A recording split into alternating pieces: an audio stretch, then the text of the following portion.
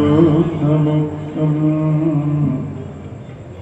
श्रीराम दूतं शरणं प्रपद्ये।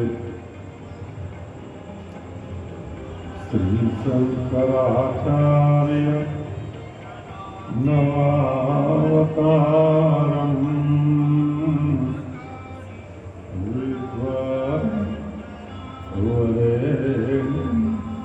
जयतीन्द्रमुख्यं कलयुगे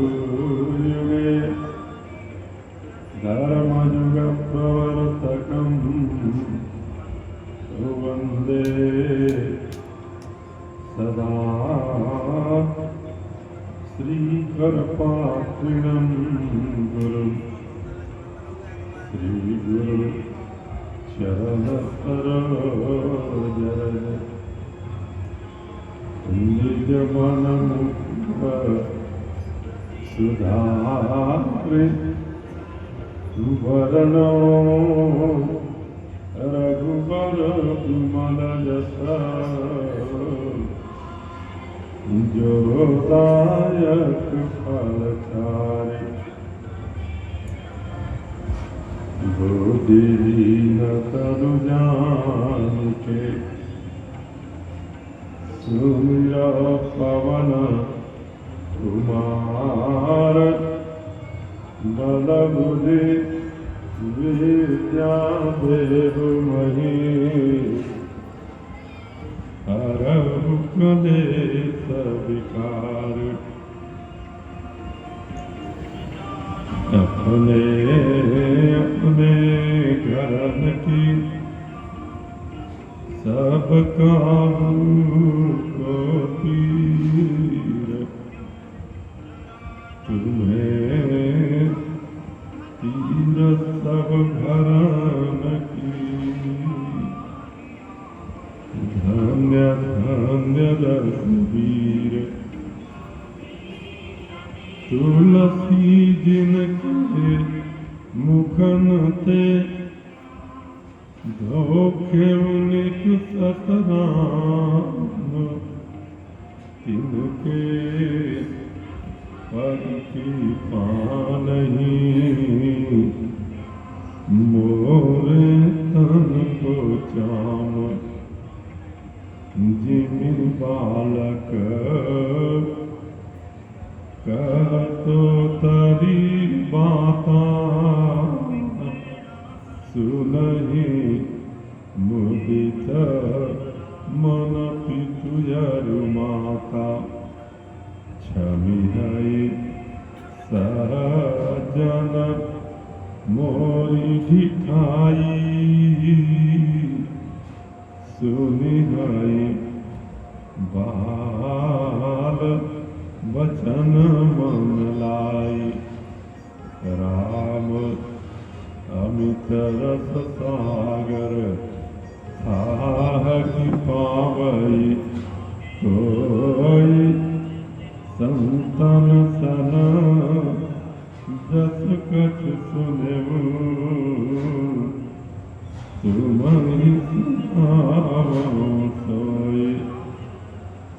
बोलिए प्रेम से सियावर रामचंद्र भगवान की।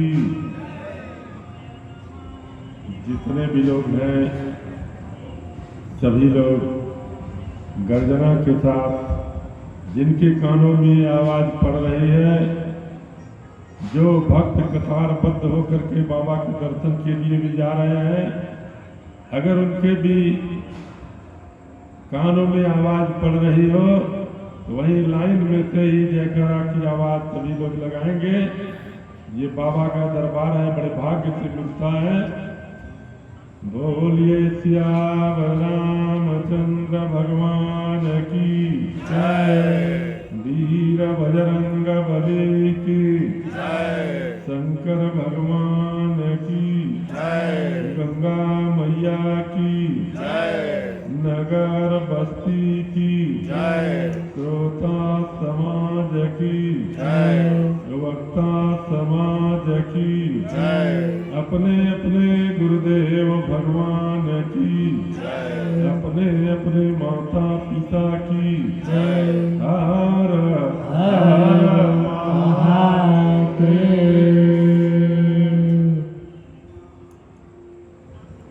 आदरणीय उपस्थित समस्त भगवत चरणानुरागी महानुभाव,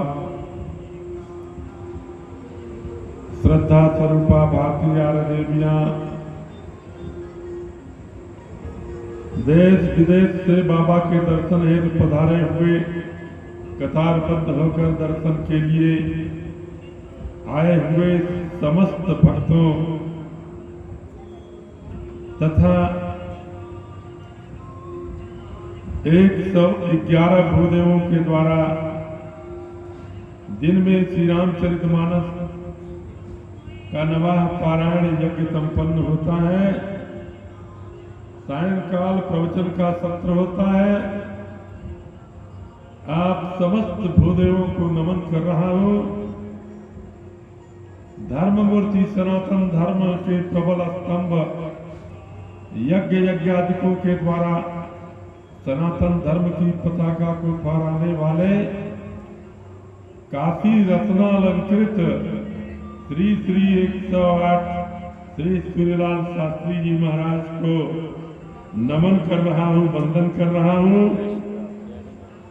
तथा केंद्रीय जल आयोग के अवकाश प्राप्त अभियंता श्री जयप्रकाश जी जो आज कथा में जिनका पदार्पण हुआ है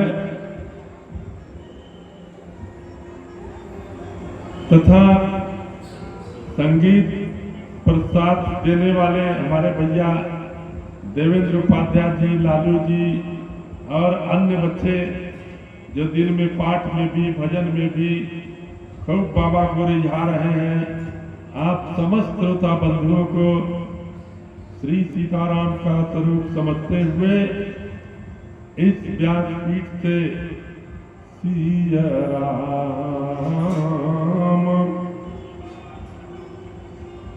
मैं सब जग जानी करहूं प्रणाम जोरि जुग पानी। आइए कथा की परंपरा के अनुसार 2-4 बार प्रभु के मंगलमय नाम का संकीर्तन किया जाए। आगे आगे मैं बोलूंगा, पीछे पीछे आप सभी लोग ताली बजाते हुए उच्च स्वर से प्रेम से अंदर से सुंदर ढंग से अपनी हस्ती को भूलकर मस्ती में झूमते हुए सभी लोग भगवान नाम संकीर्तन करेंगे। श्री राम जय जय राम, श्री राम जय जय राम, श्री राम जय जय राम, श्री राम जय जय राम। मंगल भवन अमंगल हारी, मंगल भवन अमंगल हारी, प्रभु दशरथ अजीर बिहारी, प्रभु दशरथ अजीर बिहारी। श्री राम जय जय राम, श्री राम जय जय राम।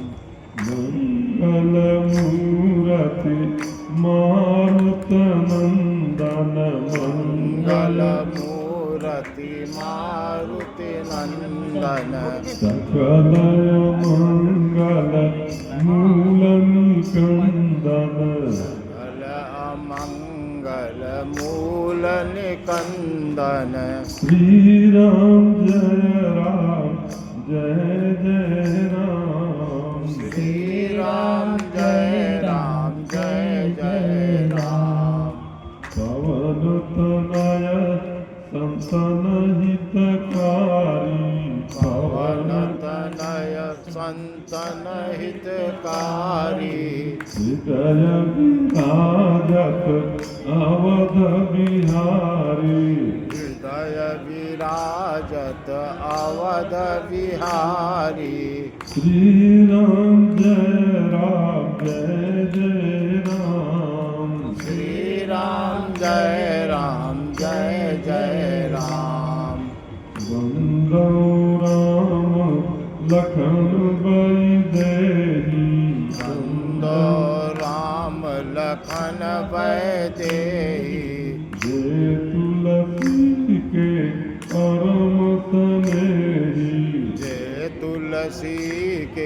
परम स्नेही।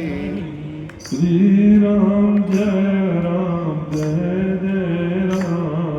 श्री राम जय राम जय जय राम। जय जय जय हनुमान गोसाई। जय जय जय हनुमान गोसाई। कृपा करो गुरुदेव की नाई। कृपा करो गुरुदेव की नाई। श्री राम जय राम। श्री राम जय जय राम। बोलिए वीर बजरंग बली की जय। श्री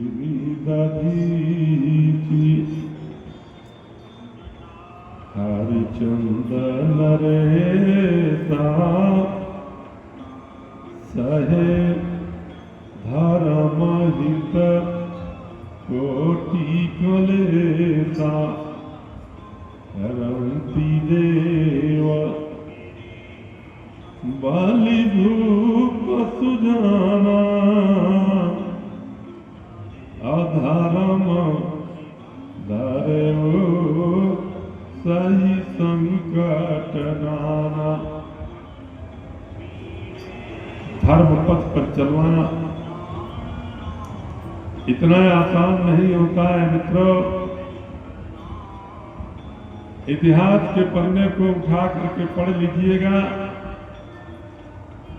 सारी कथाएं मिल जाएंगी। जिस मानस के माध्यम से चर्चा चल रही है, धर्म पालन करते हुए अपने आराध्य देव मर्यादा पुरुषोत्तम प्रभु श्री राम वन मार्ग में चले जा रहे हैं।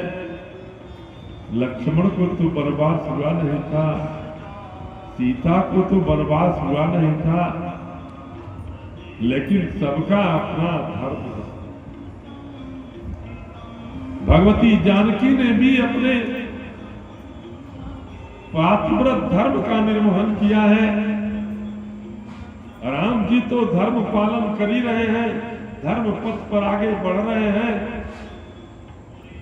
लेकिन जिस समय जनक नंदिनी जानकी को पता चला कि मेरे प्रभु 14 साल के लिए अब वो भी तपस्वी का रूप धारण करके वन को जा रहे हैं। गोस्वामी जी तो लिखते हैं कि समाचार ते समय सुनी। सिया उठी कुलाई। भगवती जानकी को जनकात्मजा को जब पता चलता है कि भगवान वन को जा रहे हैं, व्याकुल हो गई, परेशान हो गई कि मेरे ठाकुर जी वन को जा रहे हैं। दौड़ करके आई किशोरी ने, हाथ जोड़ करके प्रभु से प्रार्थना किया कि सरकार, मैं भी आपके साथ वन में चलूंगी। राम जी ने कहा कि सीते, मेरे साथ तुम वन में मत चलो,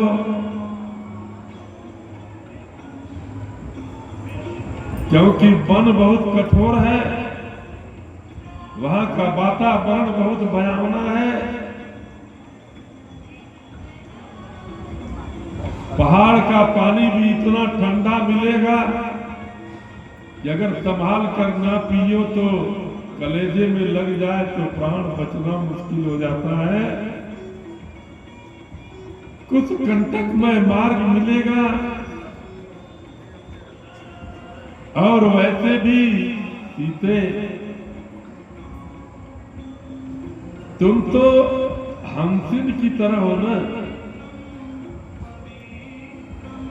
इसलिए ये हंसिन के लिए वन नहीं होता। तुम मेरे साथ मत चलो। राम जी ने कहा कि हंस गवनी तुम नहीं बन जो सुनिया पजत मोही दे लोग। हे सीते, तुम वन को मत चलो, तुम तो बड़ी सुकुमार हो ना, और वैसे भी मेरी माता जी ने जिस रूप में तुमको देखा, मेरी माता जी ने तो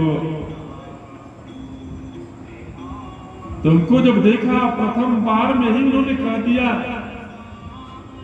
कि बधुला लड़की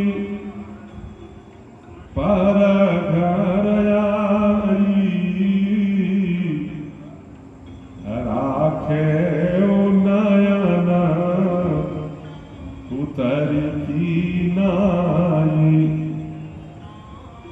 अरे सीते, तुम तो मेरे मां की आंख की पुतली के समान हो।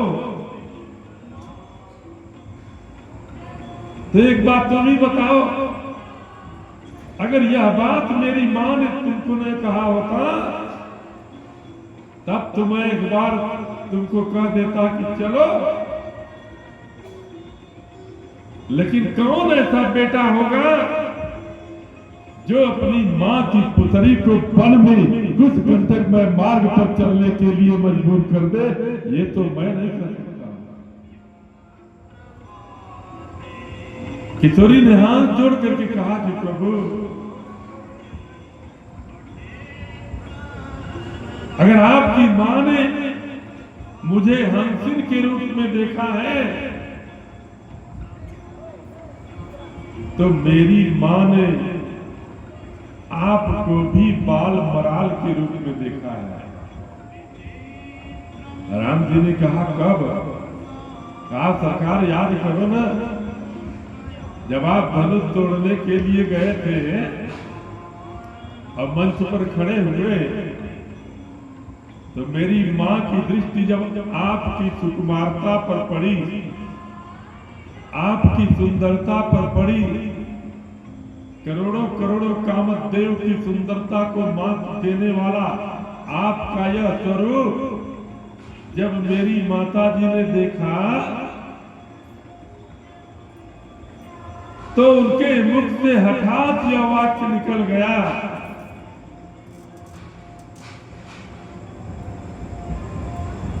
कि सोधानुराज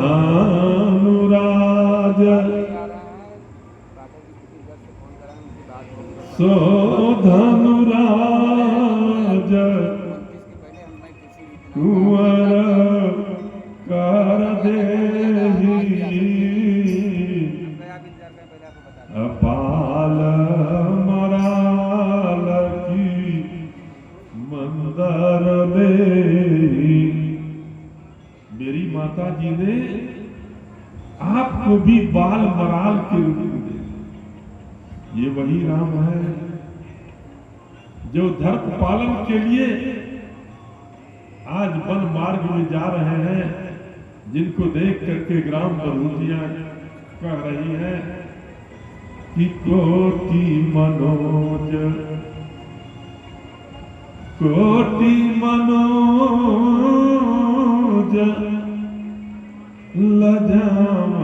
लजामनिहारे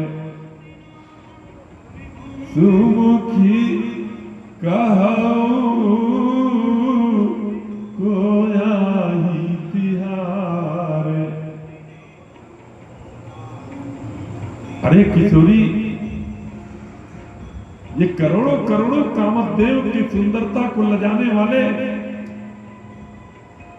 ये सांवले रंग के आपके हैं, जरा सोचिएगा।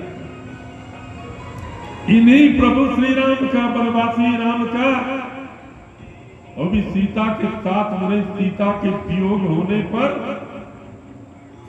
रोते हुए तपसी का वेश धारण करते हुए माया निगम दैते चिदमनोधावन वंदे महापुरुष ते चरणार विंदन। भगवान शंकर ने उस रूप में राम जी को देखा था और सती के साथ में जा रहे थे। आप कुंभज ऋषि के यहाँ से लौट करके राम जी नरलीला कर रहे थे, पत्नी के वियोग में रुदन कर रहे थे, रो रहे थे। भगवान शंकर ने देखा राम जी को, मन ही मन इतना प्रसन्न हुए, धन्य हो ठाकुर जी, गजब की लीला आप भी कर रहे हो। संसार के रंगमंच पर अद्भुत अभिनय आप कर रहे हो सरकार।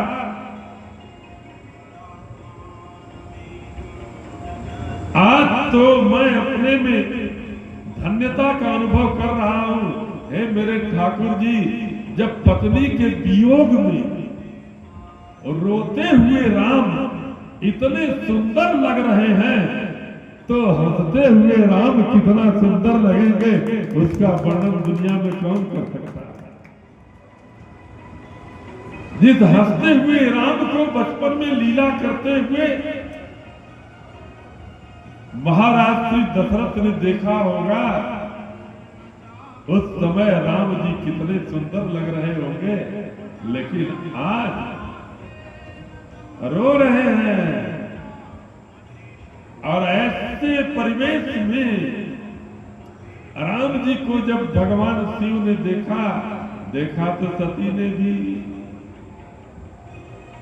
देखने में अंतर होता है मित्रों। देखा भगवान शिव ने भी राम को, देखा भगवती सती ने भी भगवान राम को, लेकिन सती ने जब राम को देखा तो संशय और भ्रम में पड़ जाती है। और भगवान शंकर ने राम को रोते हुए देखा तो उनके चरणों की भक्ति में अधिक समृद्धि हो जाती है। उसका कारण एक, मित्रों, कोई जरूरी नहीं है कि कथा में जितने लोग बैठे हैं सबका मन भी कथा में ही हो, ये कोई जरूरी नहीं है। मन तो चंचल होता है ना, मन माया का अंश होता है। कथा में कितने लोग बैठे हैं महत्व इस बात का नहीं है मित्रों। आप सभी भूदेवों को नमन कर रहा हूं। सुबह से लेकर के रात्रि पर्यंत आप लोग तपस्यारत हैं। ये मौका भी शायद जीवन में बड़े भाग्य से, वो भी बाबा के दरबार में इनके चरणों में बैठ करके जो मिला है।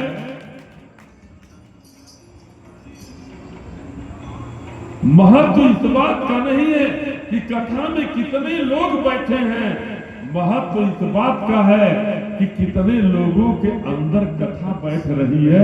महत्व तो इस बात का। सती भी तो गई थी कथा सुनने के लिए, कथा खूब बढ़िया हुई। काकी राम कथा मुनि बल बखानी।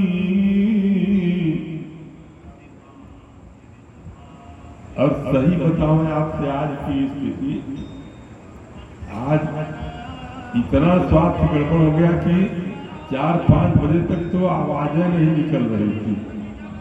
घर से ही हमने भोलेनाथ को हाथ जोड़कर निवेदन किया कि प्रभु आपके दरबार में बोलना है, और अचानक सर्दी जो काम ठीक हो गई आवाज नहीं निकल रही है, तो आज बोलेंगे कैसे? बाबा ने कहा कि दरबार में आओ, यहाँ तो एक गूंगे बहिरे जब बोलने लगते हैं तो तुम कैसे नहीं बोलोगे? ये उन्हीं की कृपा से आज हम बोल पा रहे हैं। आप देख ही रहे होंगे आवाज फंस रही है। भगवान भोलेनाथ ने देखा है राम जी को। कथा बड़ी सुंदर हुई कि राम कथा मुनिवर बखानी असुनी महेश परम सुख मानी। भगवान शंकर ने सुना, बड़ा सुख मिला उन्हें। अच्छा, एक बात यहाँ विचार करने योग्य है, यही तो गुरुमुखी ग्रंथ है रामचरितमानस। जब भगवान भोलेनाथ की कृपा होगी, एक बात याद कर लीजिएगा, रामचरितमानस बहुत सरल ग्रंथ है और रामचरितमानस से पढ़ करके कोई कठिन ग्रंथ भी नहीं है। अपने बुद्धि के अहंकार के बल पर कई विषय में पीएचडी डॉक्टरेट किया हुआ व्यक्ति भी मानस की चौपाइयों का सही अर्थ नहीं लगा सकता है, लेकिन श्रद्धा, विश्वास और समर्पण के बल पर अंगूठा लगा के हस्ताक्षर करने वाला व्यक्ति भी मानस की चौपाइयों का सही अर्थ लगा सकता है। ये बाबा का चमत्कार है। अगर कथा में तो दोनों थे, भगवान शंकर भी थे, भगवती सती भी थी, लेकिन गोस्वामी जी लिखते हैं कि राम कथा मुनिवर्ज बखानी असुनी महेश परम सुख मानी। कथा में तो दोनों बैठे हैं, लेकिन गोस्वामी जी लिख रहे हैं कि सुनी महेश, इसका मतलब सीधा सीधा निकलता है कि गोस्वामी जी पक्षपात करने वाले महात्मा नहीं है। अगर सती भी मन लगा के कथा सुनी होती, तब गोस्वामी जी ये नहीं लिखते कि सुनी महेश, तब लाइन बदल जाती। लेकिन स्पेसिफाई कर रहे हैं यहाँ पर कि राम कथा मुनिवर्ज बखानी असुनी महेश परम सुख मानी। महेश ने तो कथा को मन लगा करके सुना, इसलिए उन्हें सुख मिला, और सती का मन कथा में नहीं लगा, इसलिए उनको बड़ा दुख हुआ। इससे बड़ा दुख और क्या हो सकता है कि जीवन में पति से वियोग हो जाए, पति परित्याग कर दे। अंततः सती ने जो अपराध किया था सब आपको मालूम है। भगवान शिव की आराध्या देवी भगवती सीता का रूप धारण करके प्रभु श्री राम की परीक्षा लेने के लिए जब गई थी, लौट करके जब आई, भगवान शंकर ने एक मौका दिया था कि सती अगर सही सही बता दो कि तुमने परीक्षा कैसे लिया, सही सही बता दो तो कुछ नहीं होगा। लेकिन सही बोलने की जगह सती ने झूठ का आश्रय लिया, और व्यक्ति जब एक झूठ बोलता है ना, तो एक झूठ को छिपाने के लिए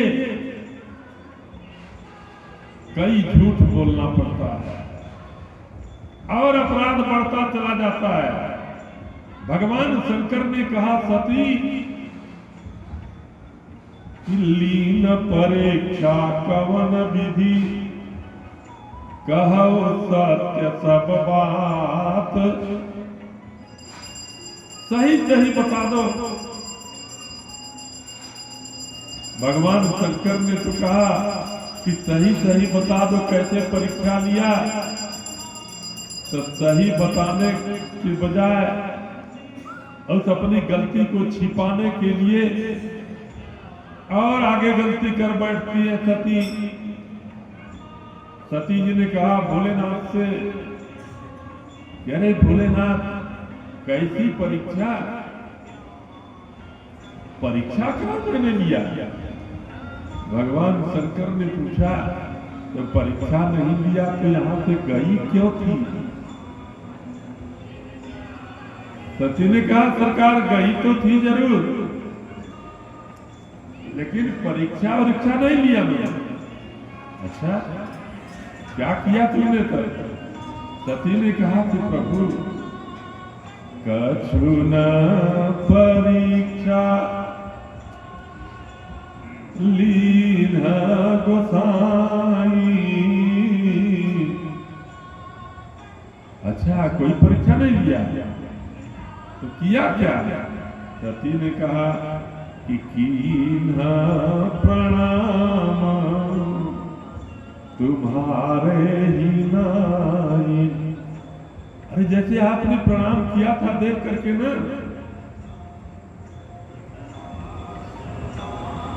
आपने देखा था उनको कि भारी लोचन छवि सिंधु निहारी कुसमाय जानी न कीनी चिन्हारी। तो जय सचिदा नंद जग पावन अयस कही चले मनोजन सावन। जय हो सच्चिदानंद जग पावन का करके भोलेनाथ ने प्रणाम किया। सती ने कहा प्रभु जैसे आपने प्रणाम किया ना वैसे ही मैंने भी प्रणाम किया और प्रणाम करके लौट आई। भगवान शंकर ने कहा सती मैंने कहा कि सही बोलो और तुमने झूठ का आश्रय लिया। रुको अच्छा मैं अभी पता लगा लेता हूं। तुरंत भगवान शिव ध्यानावस्थित हुए। ये हमारे भारतवर्ष की प्राचीन विद्या है। इस विद्या का नाम है ऋतंबरा प्रज्ञा मित्रों। कि जब योगी अपने योग के माध्यम से डीप कंसंट्रेशन में जाता है, तो जब अपने नेत्र को बंद करता है तो अतीत में घटी हुई घटनाओं को जैसे टेलीविजन के पर्दे पर लोग देखते हैं, उसी तरह से भारतीय योगी अतीत की घटनाओं को देखने लगते हैं। नेत्र के समक्ष आने लगती है घटनाएं। भगवान इसी विद्या का प्रयोग करके भगवान शंकर ने सती के बारे में सारी जानकारी प्राप्त कर लिया। इसी विद्या का प्रयोग करके संजय ने महाभारत के युद्ध का वर्णन धृतराष्ट्र के समक्ष किया था। इसी विद्या का प्रयोग करके गुरुदेव वाल्मीकि ने लवकुश और राम की सेना के बीच चल रहे युद्ध का वर्णन बलदेवी सीता को बताया था। और इसी ऋतंभरा विद्या का प्रयोग करके गोस्वामी तुलसीदास जी ने रामचरितमानस की रचना किया है। मित्रों जैसे देख करके लिख रहे हो। भगवती सती ने जब कहा कि कछुन परीक्षा लीन गोसाई कीन प्रणाम तुम्हारे नाई, भगवान शंकर ने कहा रुको देखने दो। और जब ध्यान लगाया भोलेनाथ ने तो सारी बाधा के सामने आ गई। तब शंकर तब शंकर देखे वो धारी ध्याना। ध्यान लगा करके जब ध्यानावस्थित हुए कि तब शंकर देखे वो धारी ध्याना। सती जो कीन चरित सब जाना। जो सती ने किया था सारे चरित्र को देख लिया तो कथा में मन नहीं लगा। भगवान का दर्शन हुआ, उनकी लीला का दर्शन हुआ, ब्रह्म में पड़ गई। भगवान शंकर का मन कथा में लगा था, उनको बड़ा सुख मिला। अंततो गत्वा कथा न सुनने का परिणाम क्या हुआ कि यही तन सती भेट मोहि नाही। शिव संकल्प कीन मन माही। लेकिन धन्य है सती, जब भगवान शिव ने उनका परित्याग कर दिया था, फिर भी अपने पिता दक्ष के यहां शरीर का परित्याग करते समय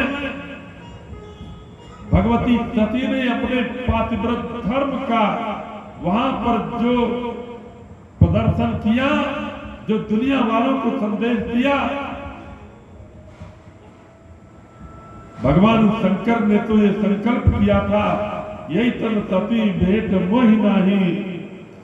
शिव संकल्प कीन मन माही। लेकिन शरीर छोड़ते समय सती ने क्या मांगा कि सती मरत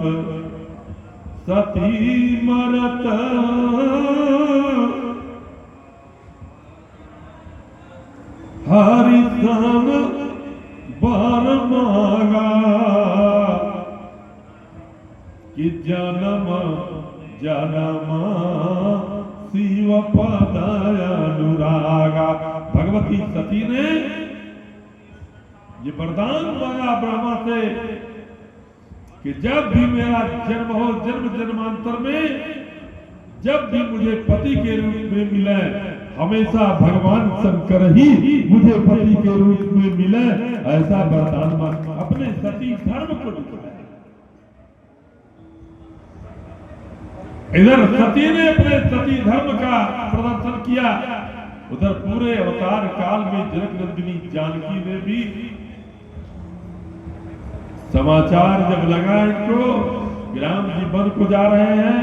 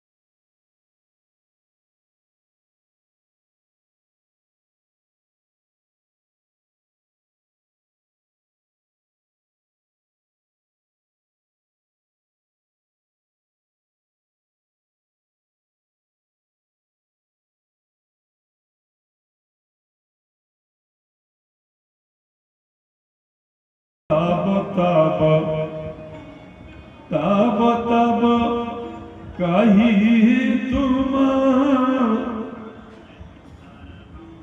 तब तब कही तुम कथा पुरानी, असुंदरी समुझाए मृदुबानी। हे सीते, जब जब मेरी मां मुझे याद करेगी तो कथा पुराण इत्यादि सुना करके उसके मन को बहलाना। सीता ने हाथ जोड़ करके कहा कि हे सरकार, अच्छा ठीक है, आपको जो कहना था आपने तो कह लिया, कुछ निवेदन आपके चरणों में मैं भी करने जा रही हूं। आप तो जा रहे हो 14 वर्ष के लिए वन में। मैंने काम सोचा है कि जब आप चलते चलते थक जाओगे और आपके माथे पर पसीना आ जाएगा तो रास्ते में एक जगह हम लोग बैठ जाएंगे, अपने आंचल से आपके पसीने को पोंछ करके और अपने आंचल से ही हवा चलाकर आपको सुख प्रदान करूंगी। ऐसा मैंने सोचा है कि पोछी पतेरु बयारी करो।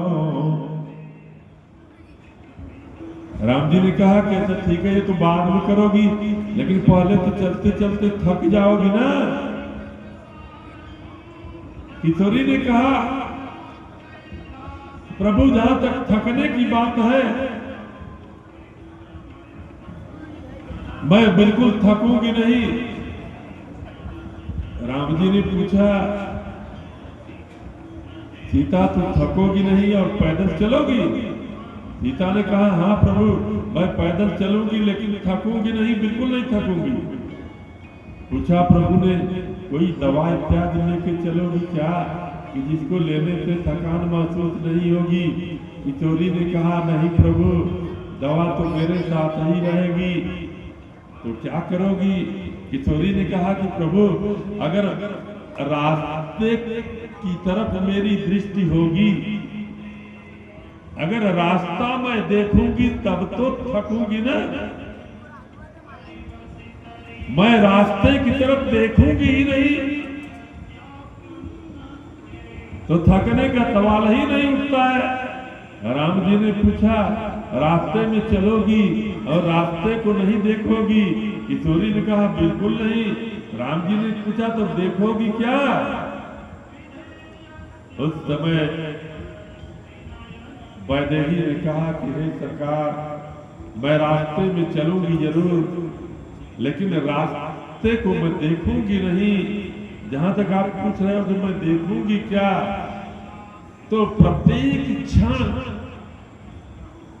आपके चरण कमल को मैं देखती रहूंगी, रास्ते को मैं देखूंगी ही नहीं, तो मुझे थकान होने का प्रश्न ही नहीं उठता है।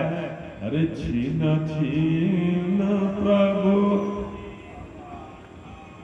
छीन छीन प्रभु पद कमल बिहारी, मोहि मग चलत न होई है हारी। ए सरकार, मुझे बिल्कुल थकान नहीं लगेगी, मैं आराम से चलूंगी। धन्य है मर्यादा पुरुषोत्तम प्रभु श्री राम। अंततो गत्वा जनक नंदिनी जानकी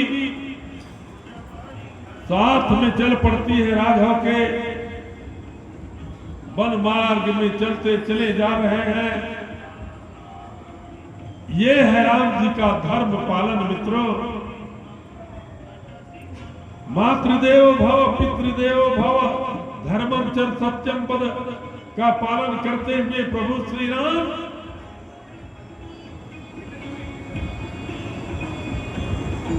वन मार्ग में चलते चले जा रहे हैं। सकल मुनिन के आश्रम जाय जाय सुख दीन।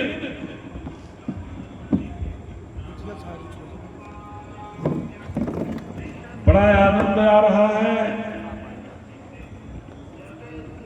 वनवासी राम है और वनवासी राम को देख करके अच्छा एक बड़े मजे की बात बताऊं आपको। हमारे भैया रामचंद्र मिश्र जी मानस तत्वान्वेषी, इनका पदार्पण हुआ। कवितादी रामायण में लिखा है भाव, पूरा नहीं बताऊंगा, बस 2-4 मिनट में ही वाणी को विराम दूंगा। जब भगवान राम वन मार्ग में चले जा रहे थे ना, तो चारों तरफ खबर फैली, पहाड़ों पर पाषाण खंड पर जितने महात्मा बैठ करके पूजा पाठ योग जप तप करते थे, सबको एक खबर लग गई कि ये राम जी जो आ रहे हैं, जो सरकार का आगमन हो रहा है, ये तो बड़े चमत्कारी हैं कि जो पत्थर इनके चरण से छुआ जाता है, जिस पत्थर को ये स्पर्श कर देते हैं, वह पत्थर जो है नारी का रूप धारण कर लेता है।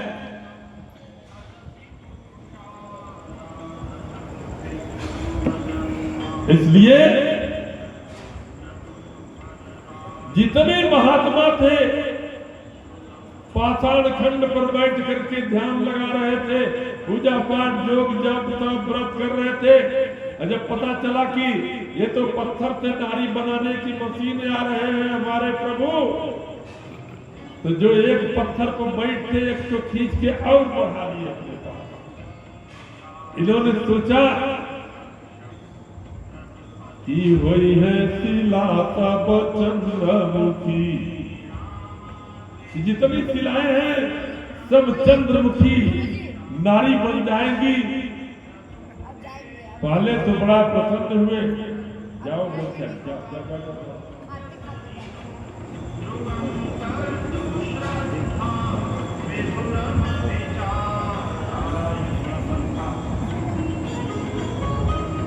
भगवान बावन भी आ गए हैं। शंकर जी के दरबार में तो सारे देवताओं का पदार्पण होता है।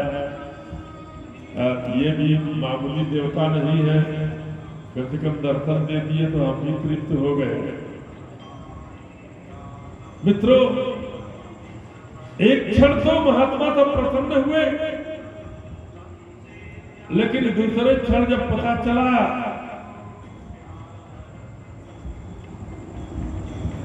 कि यही मेरे प्रभु नारी बीरा में रोते हुए घूम रहे हैं, वन में आ रहे हैं, जो पत्थर पर बैठे थे छोड़ दिए थे, बोले जब हमारे प्रभु को नारी वियोग में रोना पड़ रहा है, तो अगर शिला से नारी बन गई तो हम लोग को भी इसी तरह रोना पड़ेगा। इससे तो बढ़िया कम से कम यहाँ बैठे हैं, पूजा पाठ कर रहे हैं, भक्त लोग आ रहे हैं, रबड़ी मलाई पूरी हलवा दे रहे हैं, जनता से खा रहे हैं, मजे में हंस रहे हैं, ये तो सारा सुख छीन जाएगा। बड़ी विचित्र स्थितियां। भगवान राम ने भी कहा था माता कौशल्या को कि मुनिगण मिलन विषेखी बना, सब प्रकार हित मोर, तापर पितुआयस बहुरी, सम्मत जननी तोर। अगर सामंजस्य हो तो ऐसा सामंजस्य होना चाहिए मित्रों, राम और सीता में, पति और पत्नी में, प्रकृति और पुरुष में, भक्ति और भगवान में कैसा अन्योन्यासी संबंध होना चाहिए। गोस्वामी जी ने मानस में एक दोहा लिखा, वेदांत का दोहा है कि गिरायत जल बीच सम कहियत भिन्न भिन्न अपंदौ सीता राम पद जिनहि परम प्रिय खिन्न। कैसा अन्योन्यासी संबंध दोनों में है कि राम के गाथा फूल समान, राम के गाथा फूल समान, तो सुगंध सिया बन के महकेली। हरे राम चरित्र वृक्ष समान, तो सिया चिरई बन के चहकेली। राम करु परमायन बा ओमे छंद बा राम को जैसे हथेली। आवो हथवा की अंगुरी में मुनरिया सीता जड़ी चमकेली। राम और सीता में इतना अन्योन्यासी दिव्य मंगलमय पावन संबंध। एक बात बता के वाणी को विराम दूंगा। चले जा रहे थे तीनों मूर्तियां वन में, राम लक्ष्मण सीता। प्रभु श्री राम ने देखा कि किशोरी जी लगता है थक गई है। एक वृक्ष के नीचे बैठ गए प्रभु। किशोरी जी भी बैठ गई, लक्ष्मण जी भी थोड़ी देर बैठे। लेकिन लक्ष्मण को प्रभु ने इशारा किया कि लक्ष्मण देखो पानी मिले तो ले आओ। लक्ष्मण जी जल की तलाश में गए हुए थे कि जल को गए लखन है लरिका। जल के लिए लक्ष्मण जी गए। तब तक किशोरी जी की निगाह पड़ी जिस वृक्ष के नीचे बैठी हुई थी। उस वृक्ष की तरफ देखा जानकी ने। उस वृक्ष पर एक सुंदर लता लिपट करके ऊपर चढ़ रही थी। भगवती सीता ने प्रभु से कहा कि हे प्राणनाथ, जरा देखिए इस वृक्ष की तरफ। इस पर एक सुंदर लता लिपट करके ऊपर चढ़ रही है। हे सरकार, ये लता कितनी सौभाग्यशालिनी है कि इस लता को इतने सुंदर और सबल वृक्ष का सहारा चढ़ने के लिए मिला है। ये लता बड़ी सौभाग्यशालिनी है प्रभु। भगवान श्री राम ने बात को बदलते हुए कहा, किशोरी ये लता सौभाग्यशालिनी नहीं है, बल्कि मेरी मान्यता तो ये है किशोरी कि ये वृक्ष कितना सौभाग्यशाली है जिस पर इतनी सुंदर लता लिपटी हुई है। इस सुंदर लता के लिपटने से इस वृक्ष की शोभा कितनी अच्छी लग रही है कि ये वृक्ष लग रहा है। तो ये लता सौभाग्यशालिनी नहीं है, सौभाग्यशाली तो ये वृक्ष है जिस पर इतनी सुंदर लता लिपटी हुई है। इतने में लक्ष्मण जी पानी लेकर के आ गए। लक्ष्मण के कान में कुछ कुछ आवाज पड़ी थी। लक्ष्मण ने हाथ जोड़कर पूछा प्रभु से कि प्रभु कोई खास बात फंस गई है क्या? राम जी को पूरा विश्वास था लक्ष्मण के ऊपर, सीता जी को भी पूरा विश्वास था अपने देवर लक्ष्मण के ऊपर। दोनों ने मुस्कुरा कर लक्ष्मण की तरफ देखा। राम जी ने कहा लक्ष्मण मामला बहुत टेढ़ा फंसा है। लक्ष्मण ने कहा क्या प्रभु? प्रभु ने कहा ये सीता कह रही है ये लता सौभाग्यशालिनी है जिसको इतने सुंदर और सबल वृक्ष का सहारा चढ़ने के लिए मिला है। और लक्ष्मण मैं कह रहा हूं ये वृक्ष सौभाग्यशाली है जिस पर इतनी सुंदर लता लिपटी हुई है। राम जी ने मुस्कुरा करके कहा लक्ष्मण से, लक्ष्मण अब फैसला तुमको करना है। राम जी ने सोचा लक्ष्मण मेरी वाली करेगा। लक्ष्मण तुरंत बोलेगा कि हाँ हाँ ये वृक्ष सौभाग्यशाली है। किशोरी जी ने मुस्कुरा करके अपना प्यार उड़ेलते हुए लक्ष्मण की तरफ देखा, कहा लक्ष्मण भैया फैसला अब तुम्हें करना है। किशोरी जी ने सोचा कि लक्ष्मण मेरे पक्ष में फैसला करेगा कि ये लता सौभाग्यशालिनी है। राम जी सोच रहे हैं कि लक्ष्मण मेरी वाली करेगा। दोनों सोच करके लक्ष्मण की तरह राम और सीता दोनों की एक टकी लग गई मित्रों। और जिस समय एक टकी लग गई न, लक्ष्मण ने कहा कि सरकार आप भगवती सीता से पूछा कि हे मां आप यही कह रही हो ना कि ये लता परम सौभाग्यशालिनी है जिसको इतने सुंदर वृक्ष का सहारा मिला चढ़ने के लिए। किशोरी जी ने कहा हाँ हाँ लक्ष्मण। बड़ा प्रसन्न हुई किशोरी जी। लक्ष्मण ने पूछा प्रभु से कि प्रभु आप यही न कह रहे हो ये वृक्ष सौभाग्यशाली है। राम जी ने कहा हाँ प्यारे लक्ष्मण मैं तो यही कह रहा हूं। लक्ष्मण ने कहा कि तो मैं फैसला सुनाऊं। राम और सीता दोनों की एक टकी लग गई लक्ष्मण के मुखमंडल की तरफ कि लक्ष्मण फैसला क्या करेगा। लक्ष्मण ने कहा प्रभु फैसला सुनाऊं। राम जी ने कहा हाँ लक्ष्मण सुनाओ। सीता ने कहा हाँ लक्ष्मण सुनाओ। लक्ष्मण ने कहा हे प्रभु हे मैया जानकी न तो यह लता तो भाग्यशालिनी है न तो यह वृक्ष सौभाग्यशाली है। सौभाग्यशाली तो ये लक्ष्मण है जिसको लता और वृक्ष दोनों की छाया मिली हुई है। ये सौभाग्यशाली तो ये लक्ष्मण है। मित्रों ऐसे दिव्य मंगलमय वातावरण में तीनों मूर्तियां वन मार्ग में चले जा रहे हैं। वन लीला चल रही है हमारे ठाकुर जी की। इसके बाद रण लीला चलेगी। फिर उसके बाद अंतिम दिन रात तिलक इत्यादि होगा। सारी लीलाएं प्रभु की।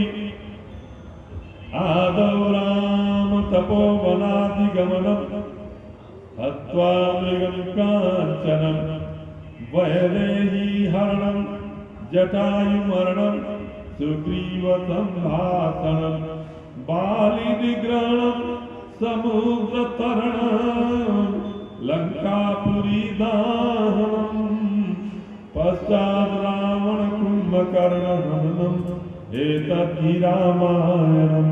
एक श्लोकी रामायण आज कथा की तीसरी पुष्पांजलि बाबा के चरणों में समर्पित करते हुए वाणी को विराम। सभी लोग ईमानदारी से दो बार प्रभु के मंगलमय नाम का संकीर्तन करेंगे। आगे आगे मैं बोलूंगा, पीछे पीछे आप सभी लोग ताली बजाते हुए सभी लोग हाथ खोल दीजिए। जो पैर को बांध कर बैठे हैं वो भी खोल दीजिए। हाथ से ताली बजाते हुए उच्च स्वर से सभी लोग बोलेंगे। यह एक परम औषधि है। यही वो राम का नाम है जिसको महामंत्र जो जपता महेशु काशी मुक्ति हेतु पदेशु। इसलिए श्री राम जय जय राम। श्री राम जय राम जय जय राम। श्री राम जय जय राम। श्री राम जय जय राम।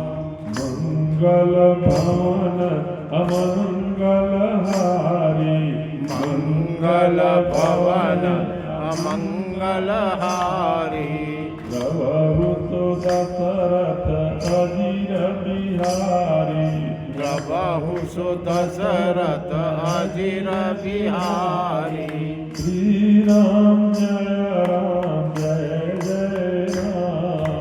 श्री राम जय जय राम बंदौ राम लखन पाई देहि बंदौ राम लखन देहि ये तुलसी के परम सनेही जे तुलसी के परम स्नेही श्री राम जय राम श्री राम जय जय राम श्री राम जय राम श्री राम जय जय राम धर्म की जय हो अधर्म का नाश हो प्राणियों में खाना हो विश्व का कल्याण हो गौ माता की जय हो गौ हत्या बंद हो सनातन धर्म की जय हो भारत माता की जय हर हर महादेव सर्वे भवन्तु सुखिनः सर्वे सन्तु निरामयाः सर्वे भद्राणि पश्यन्तु मा कश्चित् दुःखभाग् भवेत् ॐ शान्ति शान्ति शान्ति वाह